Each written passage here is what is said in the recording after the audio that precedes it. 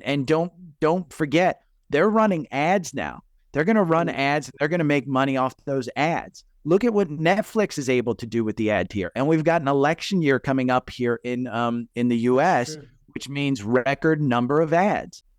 Hello, everyone, and welcome to another episode of The Pragmatic Investor.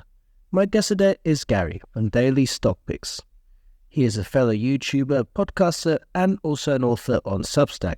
I recently ran into Gary's work. He does a daily podcast on YouTube, and I thought it'd be really interesting to bring him on today to talk about his general investing style and how he does technical analysis, how he thinks about fundamentals, and also some of the tools that he uses, which he goes over in great detail during his podcasts. Today, we got the chance to talk about different investing styles, how to combine technical and fundamental analysis, how investors should think generally about managing their portfolio, different tools that Gary uses, and also in terms of technical analysis, what his favorite indicators are. We covered a lot in this podcast. Gary actually gave us some great particular names and ideas, which he's discussed in his podcast before. So if you haven't already, please go ahead and check out Gary. He does a daily podcast on YouTube, Dailytstockpicks, and of course, he's also on Substack. His links will be down below. And if you haven't already, please go ahead and subscribe and check out The Pragmatic Investor, also on YouTube and your typical podcasting platforms, and of course on Substack, where I do a lot more. As always, I hope you enjoyed this conversation as much as I did.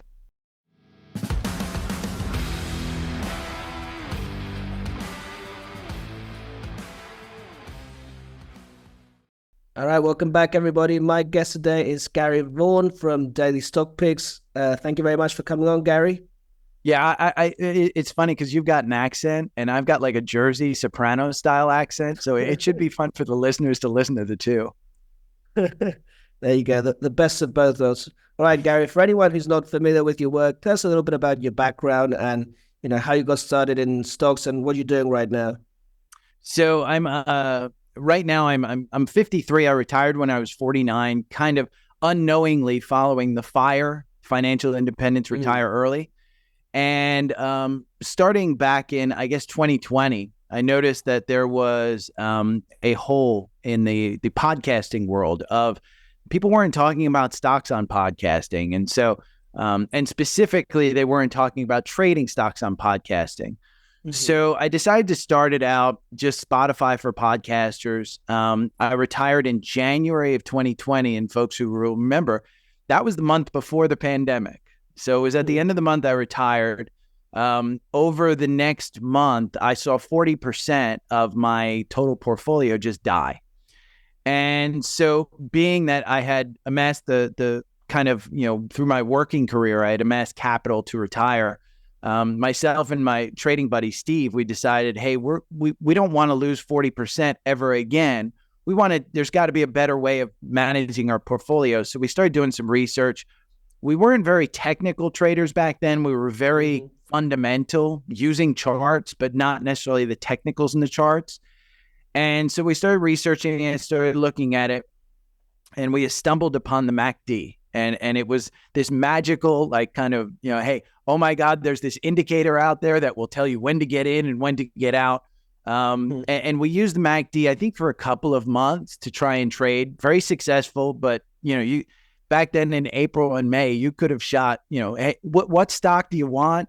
And boom, you were making 20% in a day. So it wasn't, looking back on it, we were kind of just, wow, this is great. But then we refined it. We found a program called Transspider, and Transspider allowed us to backtest strategies. And so we worked with, we had a contact at Fidelity who was the senior vice president of trading. Both of us were high net worth individuals at Fidelity. So they allowed us to work with pretty high level folks, developing strategies and trying to develop this. And we developed an algorithm in Transspider. And it's a 4-hour algorithm. So it gives you 2 candles per day. It's a little bit faster than the daily, as far as reactions go, but it's based on the MACD. It uses some moving averages and things like that. But what happened in the summer of 2020 was I decided, hey, we did all this work. We understand now we've got a algorithm. Let's try and see if other people want to do it. Steve wound up going back to work for Tesla. ironically, which was the best investment he's ever made to try and get that stock as an employee. And so he went back to work there. I wound up just starting the podcast and doing it, since Steve's not as much of a talker as I am, but I started talking in. People kind of hung in there, and they were like, oh my God, let me see. And so for the next couple of years, it was pretty much just podcast on Spotify and Apple Podcasts and things. And then 2022 came around and we started to go down. And I think a lot of people started to tune in because I wound up doing YouTube live. And so I would show the charts live on YouTube. I recorded video. It was a whole process of trying to get the Transspider logo, Transspider charts on screen. And so 2022, obviously we had a down year. And the whole goal of the podcast, there's like 4 or 5 rules of the podcast. But the whole role of the podcast is to try and teach people how to manage a portfolio and how to trade, how to value a stock, how to look at a stock. And so I'm less likely to tell people, get in at this price, get out at this price. I'm more likely to tell people, hey, here's a good stock. The MACD says it's crossed up. We're below the 200-day. It's got solid fundamentals. It was beaten down. And one of the things I always say is any reaction in the market is an overreaction. So let's get in there. So people started to pick up on that. And then in June of last year, I started a newsletter. And I found the power of the newsletter to be probably the greatest launching of a platform. If you're interested in stocks, people have just kind of lobbed in, and I started charging just a little bit of an amount, and I don't charge as much as most people. I think it's like $120 a year now. But as I've started to build up that archive of educational tools, and charting and fundamentals and how to actually, look at the stock and look at my performance, more people have signed on, more people have signed up. I think last year I think the S&P made something like 26%, if I'm right. I think I made 39%. I think I made 45% in one of my retirement accounts. So the goal of the podcast is to teach people, hey, maybe you don't have the skills to be a stock trader. You can develop them, but until you develop them, it's VOO and chill. Just grab the fundamentals, and you're a very fundamental kind of investor, I know from your newsletter and stuff. So it's no different than what you teach. Hey, there's basics that you can go over. The first rule of the podcast is don't listen to a douche on the internet, and I am that douche. You should not listen to me when I tell you to get into a stock. You should understand and give yourself reasons why to get in. The second rule of the podcast is if you lose sleep over a trade, get the F out. A perfect example of that was last week. I bought SQQQ, the triple leverage short on the NASDAQ, because all of the fundamentals said we're going to go down. It was the first week of the year. Most people, the tax loss harvesting had already taken place. People had 40, 50, 200% gains in NVIDIA. Tesla was way up. So it kind of made sense. Let's buy SQQQ. The algorithm said, hey, buy SQQQ. I got in, and I wrote a newsletter article about how I was a coward on I think it was Wednesday afternoon. I got out at $14.60. I think it went up the rest of the day to like $14.80, almost $15 per share. And I said, hey, I got out. I got nervous. This market, my long-term outlook, just full disclosure, I'm bull. I'm a huge bull. I think we continue to go up from here. And so I didn't want to hold. I knew I wasn't going to hold a triple levered ETF on the short side over the weekend. And I didn't want to wait until Friday. So I think I got out Wednesday afternoon. Thursday we were kind of and then Friday we were It wasn't it wasn't up much. And then today SQQ, I think it's trading at like $13 or even below $13. So the rule of, hey, if it makes you uncomfortable, just make sure you get out. Try not to tell people, don't look at the upside. I mean, I think a fundamental of most people, to be honest, James, is they look at, oh my God, I could have made so much more money if I would have just held. Right. I try not to look at, if I get out, there's reasons why I get out. And one of the things that I do is I journal all of my trades on savvytrader.com. And so Savvy Traders allowed me to write down exactly what I'm thinking, exactly where I'm going. And if I make a mistake, hopefully I can learn from the way I learn is writing things down. And I tell people, if you're just learning, journal your trades, make sure that you're paper trading and stuff. So hopefully that gives you a good enough background. Yeah, absolutely. So just to give a quick recap then, 2020, then you retire, obviously COVID crash, then you begin developing the algorithm, right, which you have on Transspider. Transspider, yeah. And then around the summer is when you kind of begin in your journey of content creation, so to speak, right? Yeah, the goal of the content was really, I saw people like Meet Kevin and Ricky Gutierrez on YouTube. They're huge YouTubers. And yeah. I saw these guys leading people down a path that didn't make me feel comfortable. And, you shouldn't follow people just to follow people into a trade. And I see a lot of these texting services where they'll text you signals. Right. And there's a YouTuber, Kelly OG, I think is her name. And she's got a quote unquote team of professionals. Well, one of the dudes is a sports bettor. And she charges you like $1,000 a month for these signals. And she flexes all of the cars and things. And Ricky does this as well. And they're selling a lifestyle, not necessarily a fundamental. I think the term is give a person a fish, you feed them for a day, but teach them to fish and you feed them for a lifetime. That was kind of my thing when I started this was I've got enough money to live my life. I will never flex anything. You barely see anything about my personal life. I try not to flex.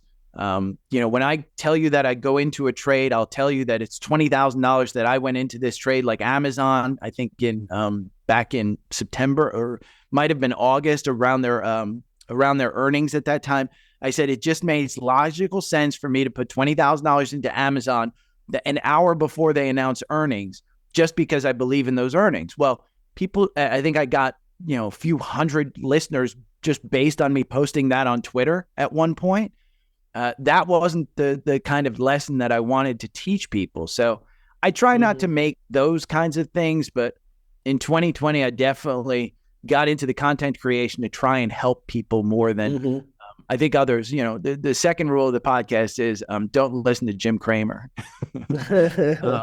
And it's not that Jim Cramer doesn't know what he's talking about. He is a super intelligent man.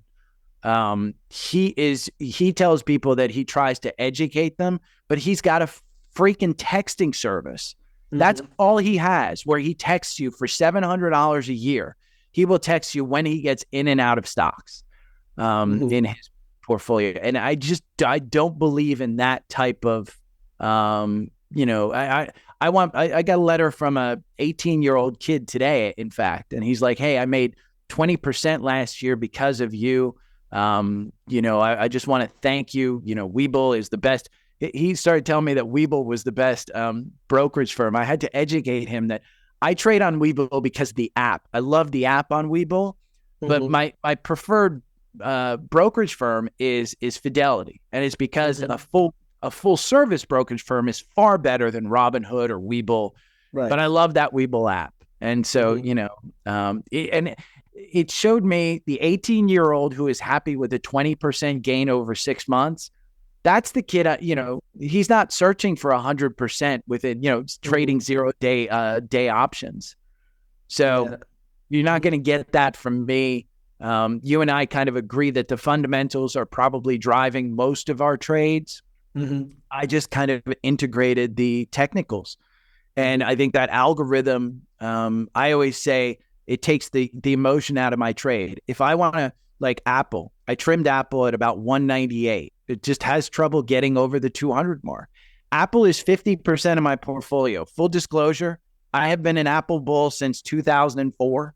I didn't sell Apple until 2022. I had never sold a share of Apple. I had only added to it. So I went through quite a bit of big turnarounds up and down over the years when Apple would go down.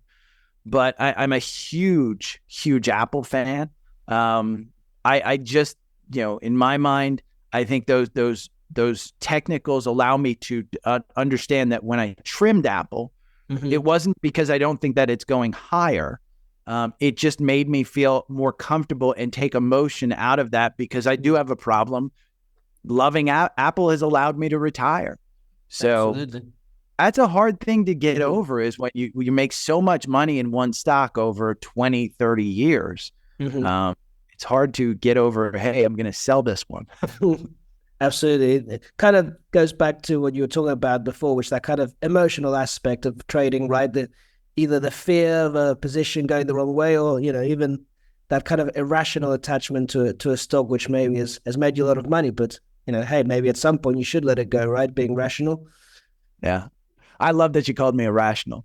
But it's true. I mean, the fact is, if you can have a tool like a chart, you don't have to sign up for Transspider. You don't have to have my algorithm. Go and understand a chart. Understand that when the 50-day crosses under the 200-day on whatever time frame chart you're looking at, that's a bearish signal, and the stock could go down. When you hit, when a stock has hit an all-time high, understand most likely it's gonna pull back in a healthy market. It can continue to go higher for the longer term, but you don't want to, take advantage. You want to take advantage of those times when it's running at a high to either tax advantaged accounts or even your brokerage account, to make sure that you're doing the right thing as far as portfolio management. So making sure, my show is, it's probably a split between, hey, we're going to do some portfolio management, and we're going to do some trading. So I do both. Absolutely. And so just to get a little bit of a better picture then, because you talk about using the fundamentals and then the technicals, how do you kind of link those together? Would you maybe pick a stock based on fundamentals and then adjust based on the technicals? Is that kind of how you see it? A good example is probably SMCI and NVIDIA. So NVIDIA, we all know, has a huge PE. It has been a super expensive stock. Nobody's wanted to buy it. Even, Tesla with its PE, nobody wants to buy it. Well, I should say the old people on Wall Street don't want to buy it because of the PE. Right. If you looked at a PE of most stocks that have doubled or tripled over the past couple of years, you probably don't want to buy it if you're just judging it by PE. So when you take a look at the technicals of the actual chart, you can take a look at, okay, when do I get in? Even something as boring as VOO, I won't buy it unless there's some type of technical reason for me to buy it. I'm not just adding it nilly-willy based on fundamentals. I'm not that dollar cost average guy who's going to add $100 of VOO every week in order to dollar cost average. I tell people, if you want $1,000 in a stock, split it up over 10 weeks or 10 days and just add 10%. But make sure you have a reason on a short-term chart that you're adding that 10%. If you don't feel comfortable adding at that time, just simply wait and be patient. So that's where I mix the technical and the fundamentals. Fundamentals guide my long-term strategy, but I think the technicals really guide the short-term strategy. And when I talk short-term, I have a 40-40-20 portfolio rule, where 40% of my portfolio I barely touch. And it's grown, Apple was always in that, and Apple has grown to about 50% of my portfolio. So 50% of my portfolio I barely ever touch. And then 40% of my portfolio, I'll usually adjust every 6 months or every quarter. I'll look at it every quarter. Whether I do something or not really depends on that. And 20% of my portfolio I can hold for a day. I could hold for 5 minutes. I could hold for a week. I could hold for 3 months. So I try and split my portfolio into that. And I, before I actually buy something, I identify it as that. A good example is Uber.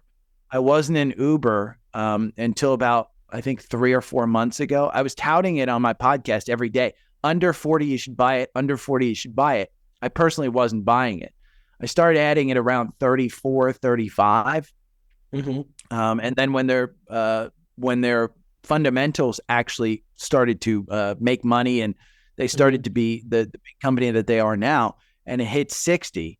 I mean, it's $60. You got to trim it. You just can't look at it and say, I'm just going to hold it. So it got to 60, started trimming, but I've been adding ever since it got under 60 again. So I just it was a tax play in that year. So I try and, the taxes, fundamentals and technicals, they all kind of should fit. And so that's why I try and teach people everybody's tax situation is different. So my tax situation doesn't apply to everybody. But, fundamentals and technicals does apply to folks. So I try and tell people, understand your tax situation, but also understand the fundamentals and technicals. Absolutely. And, I think that makes a lot of sense, kind of putting it all together and kind of having a little bit allocated to this and that. And most of all, just always kind of understanding what your strategy is behind everything, right? Or this money is, doing this and this money is going to do that. But I want to ask you a little bit more about, you mentioned that tool, Transspider, and you build a algorithm on that. I'm sure a lot of the people listening are a bit curious. So what is this? So what exactly is Transspider? What can you do with it? And how do you use it in your trading? So I am a dummy at Transspider. It's a charting program. At its base and core, it's a charting program. And they have back testing strategies. And so the algorithm is just a back testing strategy. Doesn't predict future performance, but if you're beating buy and hold on the strategy, it makes sense to listen to that strategy. So whatever you develop, Transspider has some standard strategies that they include. When you sign up with Transspider through me, I give you my 4-hour algorithm, which is proprietary, and you don't know until you actually sign up. But there's a video on my website on my YouTube. That I'll send you to, where David Yoakum from Transspider actually develops a strategy. It's an algorithm. I call them algorithms. They call them strategies. But it tells you when to get in and when to get out. And so you can set up texting alerts on that. Transspider is it's one of the when we were trying to find a tool, we looked at TradingView. It's very similar to TradingView in that it's a charting program where you can develop these kind of strategies based on indicators and stuff like that. And Steve and I we emailed TradingView and they didn't answer the questions for us. Transspider sat down and helped us understand what we were doing. Like we asked about Heiken Ashi candles. We were getting like 4,000% return versus a 10% return on the actual stock. And we said, how is that possible? And Jason from Transspider actually emailed us back and said, it's the Heiken Ashi candle and the way it's calculated. That was, to me, the amount of customer service that they provided to an individual who was willing to pay for their charting program. The customer service part I needed. And so I feel comfortable telling people, hey, sign up for Transspider, because whatever question you have, they'll be able to answer and they'll be able to guide you. But it's such a robust platform, and it has unusual options. It has earnings estimates. It has news. It has insider trades. They have proprietary indicators like go, no go, things that I don't even use. I basically use it as just a standard, hey, here's my 4-hour algorithm. That's what I use to trade. But it's so much more robust. And I know from some of the subscribers that have signed up through me, they take my 4-hour algorithm and they just do options on it. And I'm a dummy. I can't trade options. I'm just not in that world of, hey, I can trade this stuff. But they've made a lot of money using my algorithm and leveraging it against options. So it's a good platform. I think the only 2 platforms that I really sell as an affiliate, it's Transspider and Seeking Alpha. And I know you've got a Seeking Alpha group, and I love Seeking Alpha. I just became an affiliate of theirs, and I tout that premium model. I'll never go without Transspider or without, Seeking Alpha. And so the 2, if you buy them on sale, you can typically get both for a year for under $500. And if you don't have a portfolio that's big enough, don't use them, because you can get this stuff for free somewhere else. It may not be the exact tools that you're looking at, but you can get free news and free alerts and stuff like that from other tools like FinViz.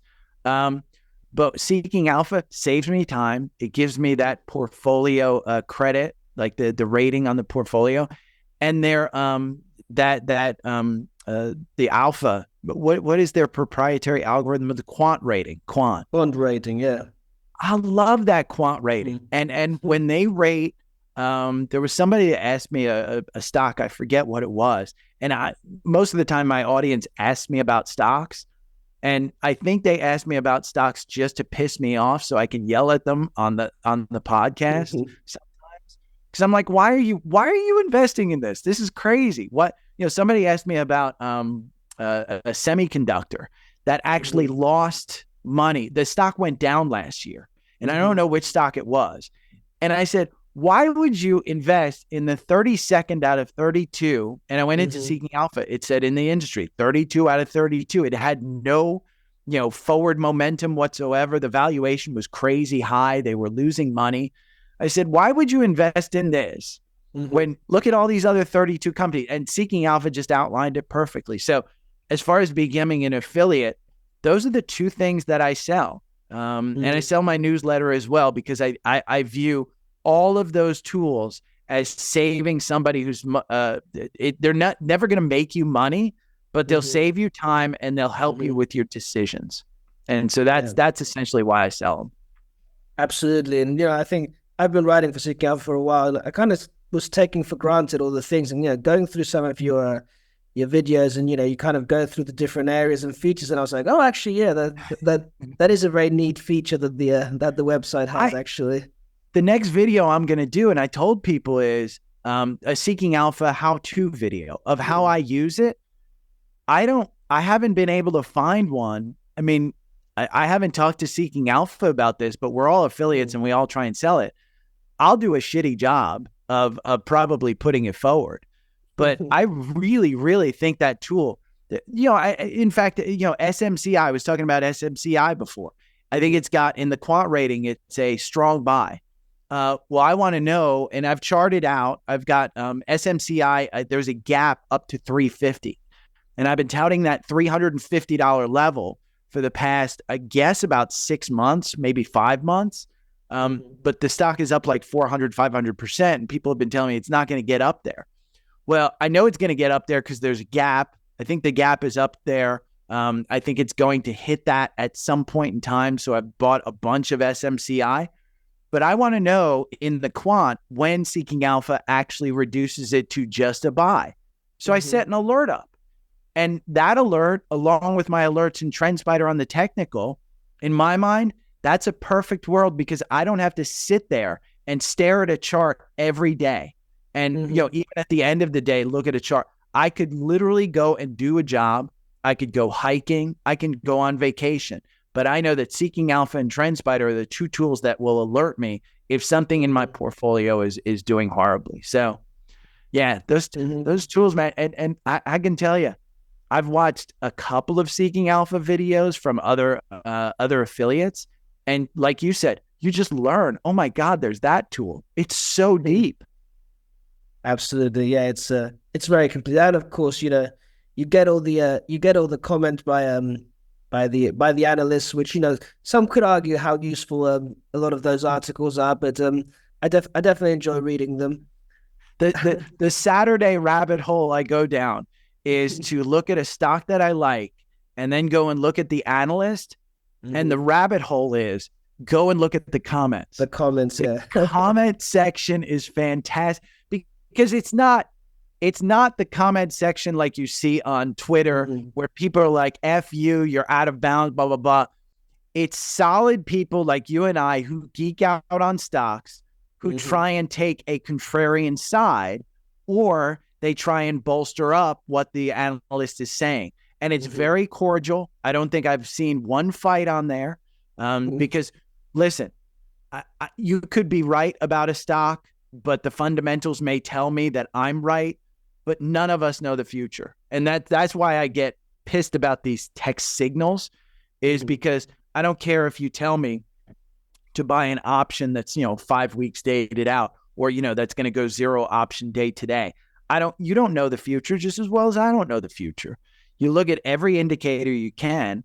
And so the comment section I really like, because, 3 months from now, I can go back and see which one was right. And then I'll follow that person on Seeking Alpha. Absolutely. And it is mostly cordial. Although I will say that, in my 5 years writing for Seeking Alpha, I have received a small percentage of what you might call hate. But, people always, you're always going to piss off someone, right? If you're not pissing people off, then you're obviously not doing it right. Well, you've inspired me to start writing, so maybe that hate will come over to me, because I sometimes the comments are. I think one guy 2 weeks ago was like, "You're just as bad as Jim Cramer," but that was the only comment he made, and I don't know what he was talking about. So it is what it is. Absolutely. Now, I wanted to go back a little bit about the fundamentals, because you did mention early on in the podcast that you were quite bullish, like you're generally quite bullish about the market. What exactly makes you say that? History. I mean, yeah. The reality of it is, we've had a couple of pullbacks, and I'm 53. I started investing when I was 15. I was big in tech, and one of my friends, he was cash up until like the last 7 years, from 2000 until like the last 7 years. And the reason was the dot bomb of 2000 and the lost decade, where it took you a decade to make your money back. While it's been a bull market, I've been blessed and lucky in the fact that I've been able to maneuver investments. I have had downturns. Like I said, COVID was a 40% downturn. I didn't get out. I didn't sell. My parents, who were in their 70s, sold everything. It took them 2 years to get back to where they were pre-COVID, buying back in. So there's a lot of psychology about being in the market. So while I'm bullish on the market, what makes me bullish is history. And it probably points to we should all be buying more Bitcoin, but there is no politician in the world that will allow 40% of the people in the world with their retirement in some type of market. There's not a politician in the world that will take that and actually destroy it. So while I think the possibility of another 40% downturn is out there, specifically with like the U.S. debt, and I'm just so everyone's aware, I'm only invested in the U.S. market internationally, but I only do U.S. stocks. Even China stocks, I'm a little bit skeptical of at this point. But I don't think there's a politician in the world who will not bolster up the stock market to get elected. And so I think that may point to everybody buying crypto so that it's not manipulated. But I think even with the downturn and the deficit and the political upheaval that we have here in the U.S., I think everybody's, Nancy Pelosi is buying into the market for a reason. Right. I think I saw on your newsletter, you had the chart, which was Nancy Pelosi is buying, and then Jim Cramer says sell or something like that. There's a perfect middle there. Yeah. I think it was a Venn diagram or something. Right, so and maybe if I had lived in a different era of the world, maybe I would be a little bit different, but it does. I mentioned it earlier, SQQQ, the triple leverage short of the NASDAQ, it makes me uncomfortable to short. And I tell people, I don't short outright. And GameStop is the exact reason why I never felt comfortable shorting. Thank goodness that Robinhood collaborated with Citadel and shut down that trading. I think they did the right thing. I think they did the wrong thing by actually lying about it, but they saved the market in that respect, because you could lose your entire fortune on one short if you can't get out of that short. So I'd much rather, I wrote a newsletter at the last week of 2024 about new rules for 2024, the last week of 2023. And one of them was don't short, but use these new ETFs that they have. There's even single levered, single stock like AAPD is the short of Apple. So one of my learnings over the past couple of weeks with Apple pulling back about 10% is when I actually trimmed at 198, 197 when it was trading up there, I probably should have put that into AAPD in the short term to try and just make some money on the downside. Leverage your big against your small and stuff like that. I tell people don't trade margin. I hate margin. If you don't have enough money to buy it, don't buy it. But I do think that leveraging yourself up and down that way, it makes sense. And that's why I trade those levered ETFs. There's no reason to short anything at this point. The people that understand it, go ahead, have at it. I'm just not one of those guys. James, I'm a dummy. I tell everybody I'm a dummy. I'm not that smart. I just, hey, I've got some type of Rain Man ability to pick stocks and to lever them against the fundamentals. And looking at a chart, I can tell you, usually I wrote a good newsletter this weekend about confirmation and how people use on the charts different things for confirmation. My personal thing, if it's over a 9-day EMA, you're confirmed. You can buy it. You're probably in a bull's trend. If it's below that 9-day EMA, you're probably in a bearish trend going down unless you have some type of catalyst to pull you back up. So, yeah. Absolutely. And I find myself agreeing with you. Obviously, in general, history would suggest markets would go up. And I remember writing about this a few weeks ago. It seems like, I guess there's a couple of things going on, especially, as someone who obviously writes and spends a lot of time in the world of content, there is a certain preference for bearish content, right? It seems like, I think I heard a quote, which was, bears sound smart, but bulls get rich, which I think sums it up quite nicely. I think people always like to think about, and I think it's, more recently, like you said, the .com crash, then 2008, then COVID, it feels like a lot of the people who have lived through that are just always kind of waiting for that other shoe to drop, right? So a lot of people are in that way kind of overly bearish, I feel like. Well, and the one thing that scares me now that I don't have a lot of information on is that China housing crisis. From the experts that I read, that China housing crisis is 3 times the U.S. housing crisis of 2007, 2008. And we lost, I think I went over it this morning, 40% in that downturn, over a year. So it wasn't like it was all of a sudden. It was over a year that this stuff crashed. If the number one economy like China, number 2 economy in the world, China, you could drag down a lot of other economies, including ours. They hold a lot of debt of the U.S. So there's some dangers there, and there's some reasons to take emotion out of your trading, to take emotion out of the management of your portfolio, but to make sure that you're watching the technicals along with the fundamentals, because while I'm never going to get 100% out of the market, I'm with you. You do want to protect yourself. And, like last year, 2022, I think I had the most cash in my account that I had ever had. I think I went to about 40% cash at one point. And it was just, I kept Apple. I sold a little bit of Apple, but I kept Apple. I kept Microsoft. I'm glad I kept those I call them grade 8, not the Magnificent 7, because I include Netflix. In my mind, Netflix is included in that great growth story of these stocks. So, but I kept all those. But, if somebody's just randomly looking at the fundamentals in my mind, I don't think that I'd have enough time in the day to read everything that I need to know about the fundamentals to protect a portfolio. Absolutely. There is an issue there with, too much information, or maybe in the case of China, too little information, right? How much do we actually know that's what's going on over there? But I'm curious, you've mentioned a few different, you mentioned, for example, the MACD, that I think you mentioned that's kind of an important part of your algorithm. In terms of technical analysis, what would you say are, let's say, the 5 most important kind of indicators that you look at?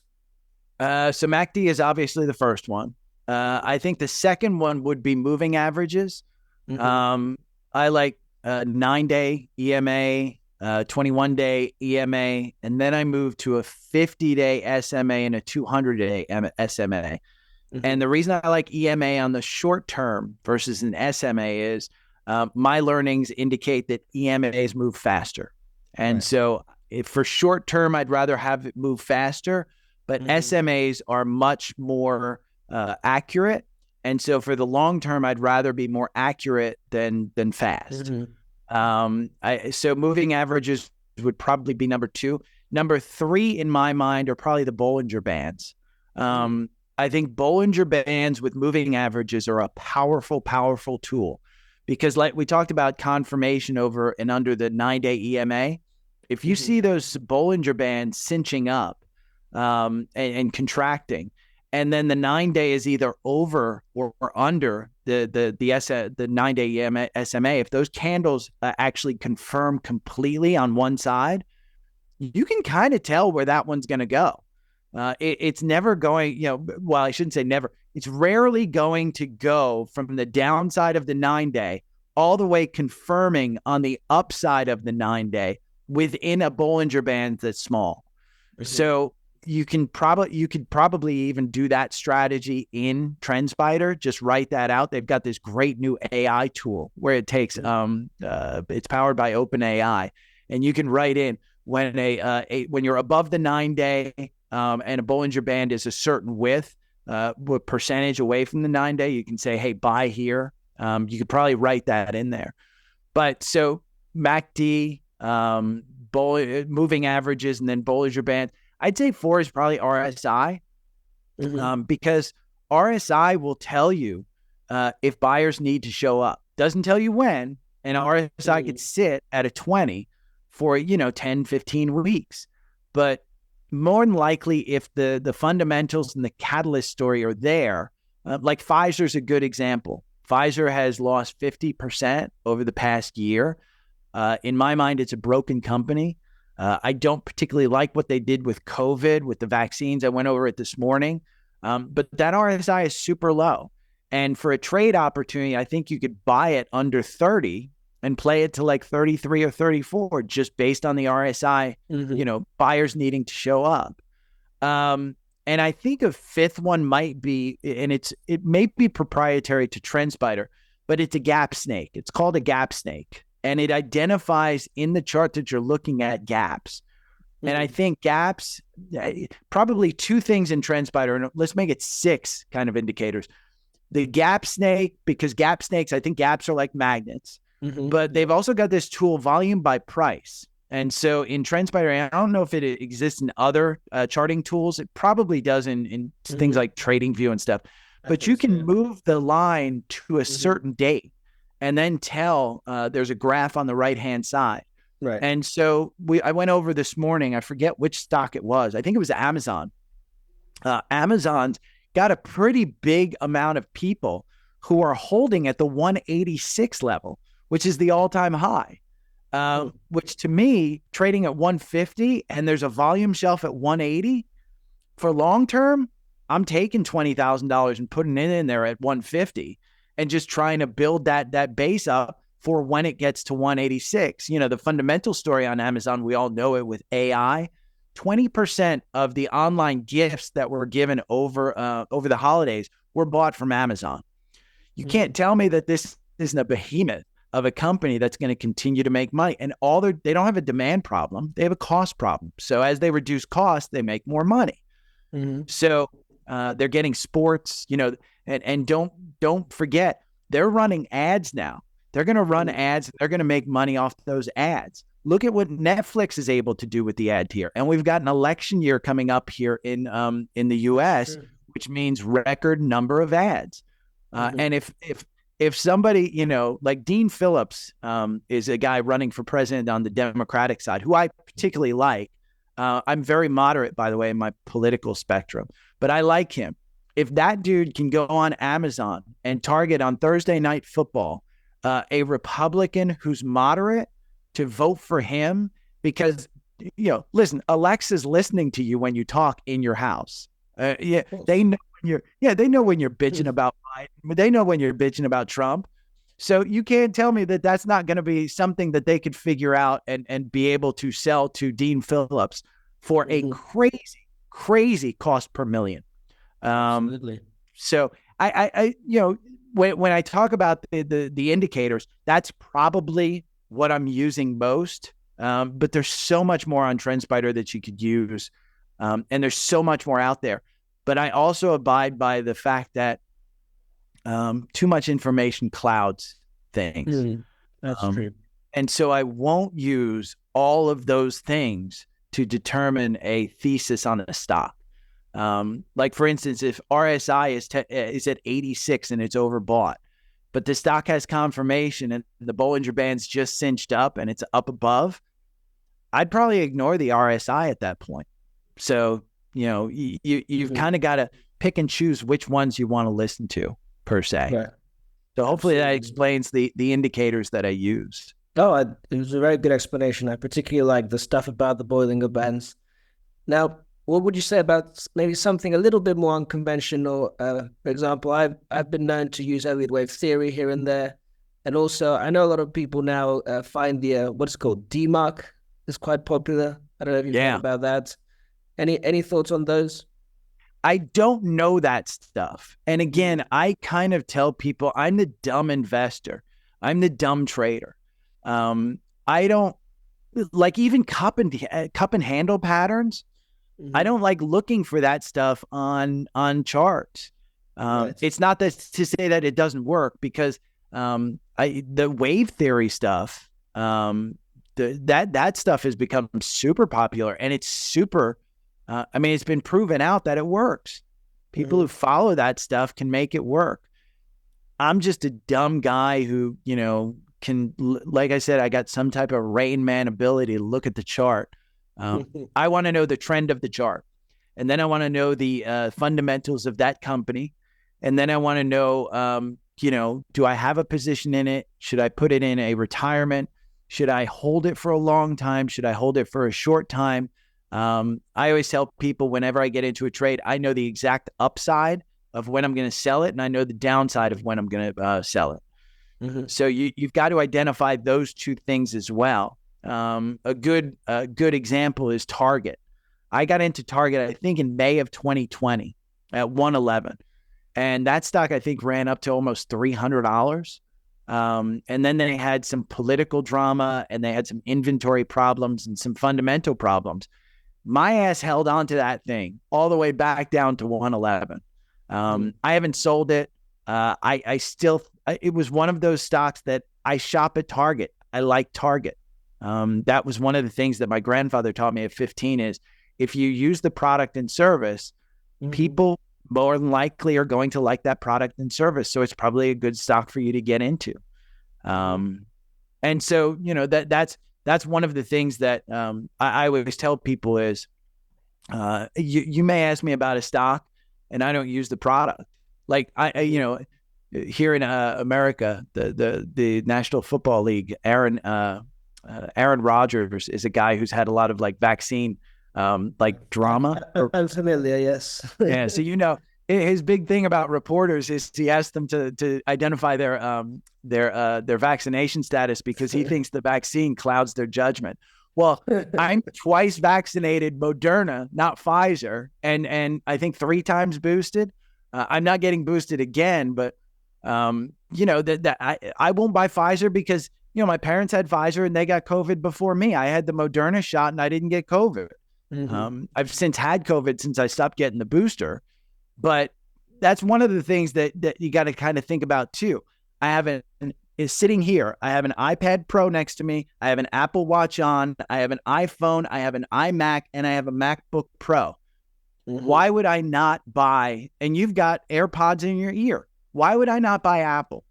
That's when you think about stocks and think about doing stuff. The beginners don't think about this stuff. They're thinking, oh my God, that there's this EV stock, that Fisker that somebody liked. Oh my God, I got to get into Fisker. That car looks so cool.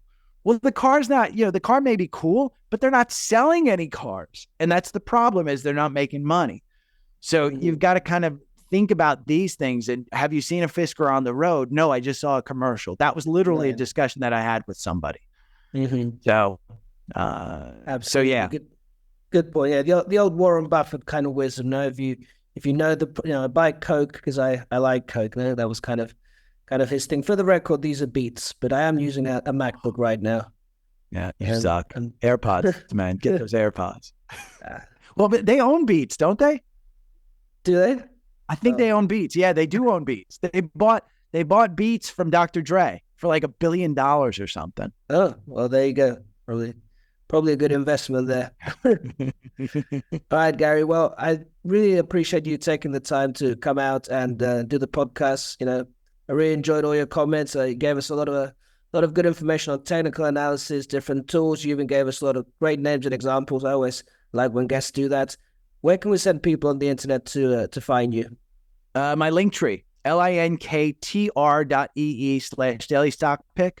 That has all the links, so you'll be able to find the podcast, the YouTube. I got a private Facebook group. None of this stuff costs money. So I even do, my newsletter is perfectly 100% free, except for the weekends where I write more educational stuff, and that's what's charged. So if you like what you read during the week and stuff, then you subscribe. And the link tree has all of the links to everything. You can join me on YouTube Live, usually between 8:30 and 9 o'clock every morning that the market's open. And that's where I record the podcast. If you don't have time to join live, obviously I do an edited version of the YouTube, the podcast on YouTube, and the podcast that's actually on Spotify. It's all the edited stuff. So it's a little condensed down because a lot of people jump on YouTube. I get people jumping on there and they throw stocks out in the chat and I get distracted. I'm like an ADHD guy and it's like squirrel. And James, I hope I didn't talk too much. Oh no, absolutely. I mean, that's why you're here, right? This is the premise of the podcast is, getting to know what the secret source of other people's investment methods. And I think we achieved that today, at least to an extent. Good. No, I'm happy. And hopefully your folks will join me a little bit.